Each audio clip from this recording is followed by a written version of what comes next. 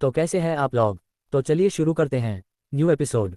Spirit पूछती है, आखिर तुमने ऐसा करना कहाँ से सीखा है। कहता है कि तुम मुझे बहुत देर से परेशान कर रही हो, इसलिए थोड़ी देर के लिए बिल्कुल शांत हो जाओ। तो स्पिरिट जोक फिर से बोलने लगती है, मैं कि तो सिर्फ तुम्हें अप्रिशिया मन में कहने लगता है कि बस मुझे इस किसी तरह से इग्नोर करना है। पीछे से सोर्ट स्पिरिट कह रही होती है कि मैं तुम्हारी बातों को अंदर तक सुन सकती हूँ। अपने मन में सने लगता है ये सिचुएशन ये सच में बहुत ज्यादा खराब होती जा रही है। ब्लड कल्ट के वॉरियर्स वह हमेशा ही 3 लोगों का एक ग्रुप बनाकर रखते हैं। अगर वह अपना कोई भी मिशन करने के लिए जाएंगे तो वह लोग सिर्फ 3 का ही ग्रुप बनाकर रखते हैं। उन्हें उस व्यक्ति को मार दिया था और उसे छिपाने लगता है और कहता है कि मैंने इसे मार दिया है, इसलिए इसके साथ ही वह जल्दी यहाँ पर आते होंगे। वो अपने मन में सोच रहा होता है, हालांकि मैंने इनमें से एक को मार डाला है, अगर यह चीज़ उन लोगों को पता चल जाती है तो वे मुझे ना कि पकड़ने की कोशिश करेंगे बल्कि मुझे एक ही झटके में वहीं पर मार डालेंगे। अभी के लिए मुझे इसे किसी तरह से छुटकारा पाना होगा और यहाँ से निकल जाना है। वर्ड स्प्रिट जो कि पीछे की तरफ देख रही होती है, डेस्परेट कहती है तुम्हारा वनवी है क्या। मैंने सही कहा ना। वनवी कहता है तुम मुझे थोड़ी देर के लिए अकेला सोच सकती हो, तुम्हारी वजह से मैं अपना ध्यान नहीं लगा पा रहा हूँ, मैं क्या सोचूं मेरे कुछ दिमाग में नहीं आ रहा है। और स्प्रिट कहती है मैं भी यही सोचती हूँ कि तुम थोड़ा सा सोच सक, लेकिन तुम्हारे पीछे ब्लड कल्ट का एक व्यक्ति जो कि तुम्हें काफी देर से देख रहा है तुम्हारे पीछे है। मैंने सोचा कि एक बार तुम्हें जरूर बता दूं, तुम्हें इसके बारे में पता होना चाहिए। जो कि पीछे की तरफ मुड़कर देखता है, आखिर तुमने अभी क्या कहा। पीछे से हमें दिखाया जाता है एक व्यक्ति जो कि वहीं पर खड़ा हुआ था। कहता है तुम्हें मेरे बारे में ज्यादा चिंता करने की जरूरत नहीं है, तुम जो कर रहे थे तुम वही करते रहो। एक व्यक्ति गेट पर खड़ा होकर जॉन को देख रहा था। वह लड़का जो कि गेट पर खड़ा हुआ था उनसे कहने लगता है मुझे तुम्हारे काम को देखकर काफी ज्यादा मजा आ रहा था, इसलिए तुम क्या इसे रोकने वाले हो। उसे देखकर अपने मन में सोचने लगता है आखिर वह यहाँ पर कितने लंबे समय से है, मैंने यहाँ तक कि उसकी प्रेजेंस उसे भी फील नहीं किया। इससे भी ज्यादा जरूरी उसकी बेल्ट ने। उसकी बेल्ट को देखकर मन में कहने लगता है यह मिड रैंक का वॉरियर है। ब्राउन रंग की बेल्ट वह हमेशा ही एक मिड रैंक के वॉरियर को दी जाती है। होन तुरंत ही अपने एक सेंस लेकर खड़ा हो जाता है ना। अपने मन में सोच रहा होता है मुझे इसके काम के लिए थोड़ी जल्दी करनी चाहिए थी, अगर यह एक मिड रैंक का वॉरियर है मुझे नहीं लगता कि मेरा कोई चांस होगा कि मैं इसे बचकर निकल सकूं। इतने में स्वॉर्ड स्प्रिट जो कि उसके कंधे पर आ जाती है से कहने लगती है क्या तुम लड़ने वाले हो, अगर तुम चाहो तो मैं तुम्हारी मदद कर सकती हूँ ना। कहता है कि मैंने तुमसे पहले ही कह दिया है, तुम थोड़ी देर शांत रहो ताकि मैं थोड़ा सा ध्यान लगा सकूं, अगर तुम चुप रहोगी तो मेरी सहायता वह अपने आप ही हो जाएगी। इसके बाद वह ब्लड कल्ट का व्यक्ति वह हसन की तरफ आगे बढ़ने लगता है। अभी के लिए हम इसे एसन बोलेंगे। असज आगे आते हुए कहता है मुझे नहीं लगता कि तुमने मार्शल आर्ट सीखी है, लेकिन फिर भी अपने एक ही हमले से लो रैंक के वॉरियर को तुमने पूरी तरह से निपटा डाला। उनकी तरफ देखकर कहने लगता है इसका मतलब तुम मीडियम रैंक के वर्कर बन सकते हो। सेसन आगे उनसे कहता है मैं तुम्हारे लिए एक प्रपोजल लाया हूं, अगर तुम मुझे सरेंडर कर दे हो तो मैं तुम्हें आसानी से यहाँ से जाने दूंगा। अपने मन में सोचता है कि मैं इसे किसी तरह से उकसाऊंगा ताकि यह कहीं ना कहीं थोड़ी बहुत गलती कर सके। इसके बाद आगे एसएस से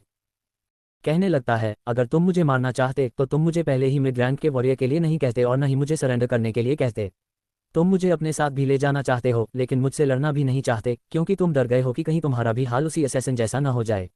स्पिरिट जो कि उनके कंधे पर बैठी हुई होती है वह उससे कहने लगती है आखिर तुम उसे क्यों उकसा रहे हो, उसे उकसाने से तुम्हें क्या मिलेगा।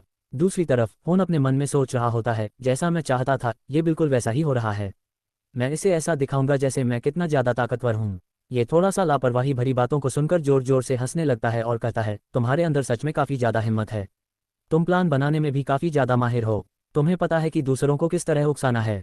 होन अपने मन में सोच रहा होता है लगता है कि यह पहले से ही बहुत ज्यादा सतर्क है। असैसिन की तलवार चमकने लगती है।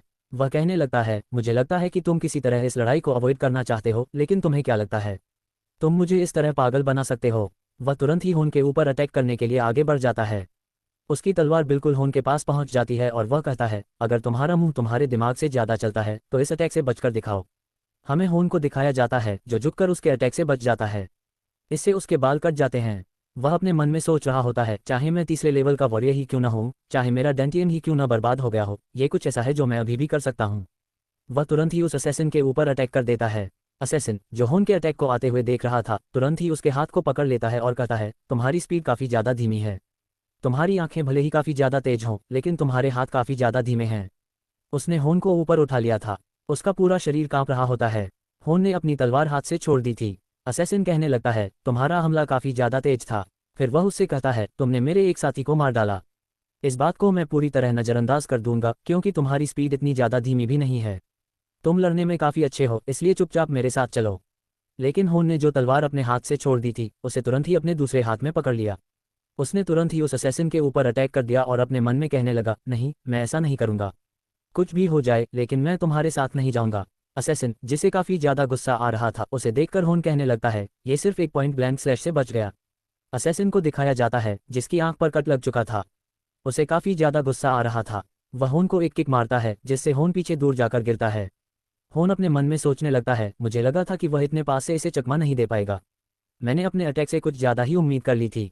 उसकी हालत ख़राब थी और उसके मुंह से खून निकल रहा था, फिर भी वह उठकर बैठ जाता है।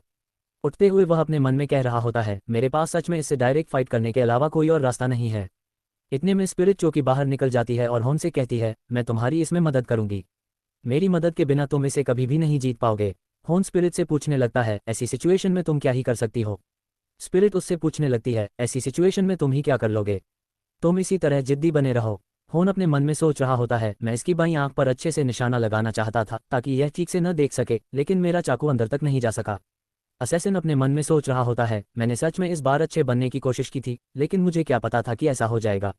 वह अपनी तलवार निकालते हुए कहता है, लेकिन तुम कमीने, क्या तुम सच में इतनी बुरी तरह मरना चाहते हो? असैसिन आगे कहता है, पहले मैं सोच रहा था कि मैं तुम्हें थोड़ा बहुत पनिश करूंगा और इसके बाद तुम्हें कल्ट में भेज दूंगा, लेकिन अब मैंने अपना मन पूरी तरह बदल लिया है। कुछ भी हो जाए, लेकिन अब मैं तुम्हें यहीं पर मार डालूंगा। असैसिन हॉर्न की तरफ आगे बढ़ गया था। अटैक करते हुए वह कहता है, मैं तुम्हें 2 टुकड़ों में बांट दूंगा। असैसिन को दिखाया जाता है जो उसके अटैक को देख रहा था। उसने हॉर्न की तरफ बहुत सारे अटैक कर दिए थे। हॉर्न उन अटैक्स को देखकर अपने मन में सोच रहा होता है, ये तो इवन कार की Qing blood blade basic shot से भी ज़्यादा खतरनाक है। मैं इतने सालों तक किसी से बात भी नहीं कर पाई थी, और अब जब आखिरकार मुझे कोई मिला है जिससे मैं बात कर सकती हूँ, तो मैं उसे यूं मरने नहीं दूंगी। स्वॉर्ड स्पिरिट की आवाज़ में दृढ़ता थी। एक्सोटिक क्रिएचर जिसने पूरे 47 साल बाद मेरी बातें सुनी हैं, मैं उसे इस तरह मरने नहीं दे सकती। एक्सोटिक क्रिएचर शब्द सुनकर हॉर्न के चेहरे के भाव देखने लायक थे। इसके बाद स्वॉर्ड स्पिरिट बोली, ठीक है, मैं तुम्हें उसके हर हमले के बारे में बताऊंगी, लेकिन क्या तुम्हारे पास कोई योजना है? हॉर्न ने गहरी सांस लेते हुए कहा, मैं भी उसी के बारे में सोच रहा हूँ, लेकिन हमारी मौजूदा स्थिति को देखकर मुझे नहीं लगता कि हालात हमारे पक्ष में हैं। सच कहूँ तो स्थिति बेहद खराब है। वह मन ही मन सोचने लगा, मैं पहले ही उस पर एक बार हमला कर चुका हूँ। इसका मतलब है कि अब वह दोबारा मेरी पहुंच में आने की गलती नहीं करेगा। वह निश्चित रूप से मुझसे दूरी बनाए रखेगा। अचानक हॉर्न और स्वॉर्ड स्पिरिट दोनों एक साथ बोले, अगर हम उसे कोई गलती करने पर मजबूर कर दे तो हमें एक मौका जरूर मिल सकता है। दूसरी ओर असिन लगातार हॉर्न को घूर रहा था। उसने मेरे हमले को इतनी आसानी से रोक कैसे लिया? उसने सोचा, क्या उसे मेरी तलवारबाजी की कला के बारे में पता चल गया है? लेकिन ये कैसे संभव है? वह तो सिर्फ एक 3rd लेवल मार्शल आर्टिस्ट है। उसने सिर झटक दिया, नहीं, वह बस किस्मत वाला था। तभी वह मेरे हमले को रोक पाया, लेकिन इस बार चाहे कुछ भी हो जाए, मैं उसे मार डालूंगा। ये सोचकर असिन फिर से उसकी ओर बढ़ने लगा। स्वॉर्ड स्पिरिट तुरंत बोली, मैं तुम्हें उसके हमलों की दिशा बताऊंगी। तुम्हें बस उन्हें रोकते रहना है ताकि हम थोड़ा समय हासिल कर सकें। हॉर्न ने सिर हिलाया, हाँ, मैं तैयार हूँ। बस मुझे लगातार बताती रहना कि हमला किस दिशा से आने वाला है। अगले ही पल असिन उनके सामने पहुंच गया और हमला शुरू कर दिया। स्वॉर्ड स्पिरिट की आवाज़ तुरंत गूंजी, बायां तरफ। हॉर्न ने तुरंत वार रोक दिया। रुको, ये सिर्फ छलावा है, असली हमला दाईं ओर से आएगा। हॉर्न ने बिना देर किए अपनी स्थिति बदली और दूसरा वार भी रोक लिया। युद्ध का मैदान लगातार टकराती तलवारों की आवाज़ से गूंज रहा था। कभी स्वॉर्ड स्पिरिट उसे बाएं तरफ आने वाले हमले के बारे में बताती तो कभी दाएं तरफ, और हर बार हॉर्न किसी न किसी तरह असिन के हमलों को रोक देता। असिन की आंखों में अविश्वास भर गया। ये कैसे हो सकता है? ये पूरी तरह असंभव है। उसी समय उसकी घायल आंख से खून बहने लगा। हॉर्न ने तुरंत इस अवसर को पहचान लिया। वह उसके ब्लाइंड स्पॉट पर हमला करने के लिए आगे बढ़ा। स्वॉर्ड स्पिरिट ने चेतावनी दी, सावधान। इससे पहले कि वह अपने ब्लाइंड स्पॉट का इस्तेमाल करके पलटवार करे, तुम्हें पहले हमला करना होगा। वह एक क्षैतिज वार करेगा। उसके पूरी तरह चार्ज होने से पहले तुम्हें उस तक पहुंचना होगा। असिन अचानक पीछे घूम गया। उसी क्षण उसने हॉर्न पर हमला कर दिया, लेकिन इस बार हॉर्न तैयार था। वह झुक गया और हमला उसके सिर के ऊपर से निकल गया। हमले से बचते ही वह सीधा असिन की ओर झपटा। मेरे पास सिर्फ यही एक मौका है, उसने मन ही मन कहा। असिन हॉर्न को अपनी ओर बढ़ते देखकर चौंक गया। ये कैसे संभव है? लेकिन अगले ही पल उसके चेहरे पर एक रहस्यमयी मुस्कान उभर आई। अपने मास्क के पीछे हंसते हुए वह बोला, तुम्हें क्या लगा मैं तुम्हारी इतनी छोटी सी चाल में फंस जाऊंगा? इतना कहते ही उसने बिजली जैसी गति से एक शक्तिशाली किक मारी। हॉर्न ने तुरंत अपना हाथ आगे लाकर बचाव करने की कोशिश की।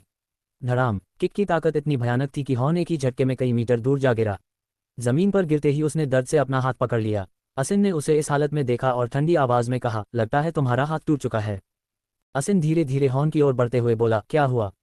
क्या तुम्हारे हाथ की हड्डी पूरी तरह टूट गई? उसके चेहरे पर जीत की मुस्कान थी। मानना पड़ेगा, मेरे ब्लाइंड स्पॉट का फायदा उठाने की तुम्हारी योजना काबिले तारीफ थी, लेकिन तुम एक बात भूल गए।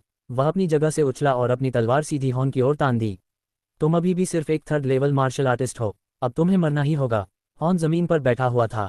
उसका हाथ इस तरह लटक रहा था मानो सचमुच टूट चुका हो, लेकिन अगले ही पल उसने अपनी मुट्ठी कस ली।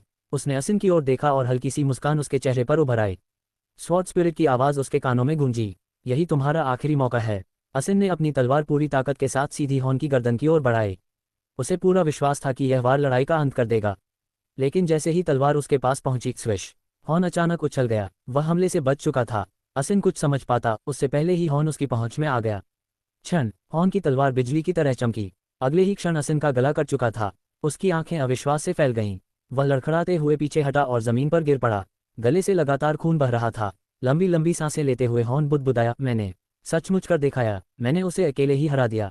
असिन की लाश जमीन पर पड़ी थी। उसका गला पूरी तरह कट चुका था।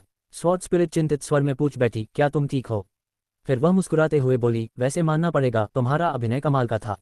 एक पल के लिए तो मुझे भी लगा था कि तुम्हारा हाथ सचमुच टूट गया है। अगर वह आदमी थोड़ा भी ज्यादा सतर्क होता तो तुम्हारी योजना कभी सफल नहीं होती। उसकी जगह आज तुम जमीन पर पड़े होते। वह लगातार उसकी तारीफ करती रही। और तुम्हारा आखिरी हमला, वह भी शानदार था। हॉर्न हल्के से मुस्कुराया, ये सब सिर्फ इसलिए संभव हुआ क्योंकि तुम मेरे साथ थी, मेरी लिटिल स्वॉर्ड। ये सुनते ही स्वॉर्ड स्पिरिट ने भौहें चढ़ा लीं। मैं छोटी जरूर हूँ, लेकिन इतनी भी छोटी नहीं हूँ। और वैसे भी तुम मुझे बार बार लिटिल स्वॉर्ड क्यों कह रहे हो? हॉर्न हंस पड़ा, क्या तुम सिर्फ इसी वजह से नाराज हो गई हो? स्वॉर्ड स्पिरिट तुरंत बोली, नहीं, मैं क्यों नाराज होने लगी? फिर उसने विषय बदलते हुए कहा, लेकिन तुम्हें मेरी तलवार पर लगा खून साफ कर देना चाहिए, नहीं तो इस पर जंग लग जाएगी। उसकी आवाज़ अचानक नर्म हो गई। मेरी पिछली मालिक हमेशा मेरी बहुत अच्छी देखभाल करती थी।